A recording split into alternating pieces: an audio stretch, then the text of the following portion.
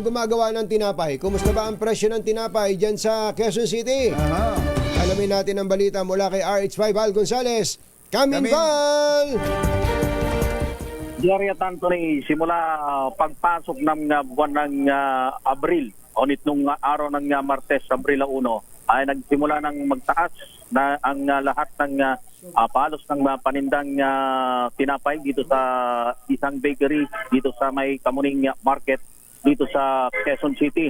Mula piso hanggang 3 piso ang itinaas doon sa panindang tinapay nitong Royal Star Bread House na nandito lang sa bisinidad ng Kamuning Market dito sa Quezon City.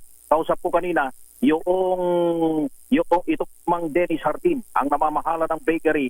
Tumaas na raw kasi yung lahat halos ng mga sangkap o materyales sa paggawa ng tinapay, kaya nagtaas na sila ng presyo. Sa abisong nakapaskil dito sa estante ng bakery, kabilang dun sa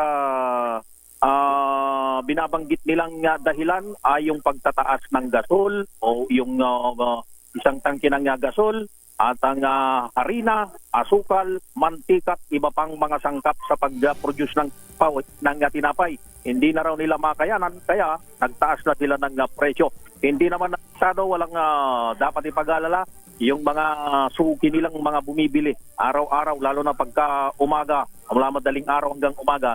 Hindi naman apektado yung pandesal na ang bentahan ay piso kada piraso, dahil 4 na piso, 4 pesos kada isa, dahil malalaki yung binebenta nilang mga pandesal dito sa Royal Star Bread House na ito. Dahil ito yung kanilang tasty bread, ito yung apektado, Jerry Anthony, yung tasty bread, yung large, yung malaki, na dating 65 pesos, ngayon ay 68 pesos. Yung medium na dating 60 pesos, ngayon ay 62 pesos na. Yung kada isang supot. Yung small na dating 30 pesos ay 32 pesos. At yung large, yung burger buns din ay apektado rin. Yung dating 25 pesos sa isang supot, ngayon ay 27 pesos. Yung small na dating 30 ay 32 pesos at iba pa. Maging yung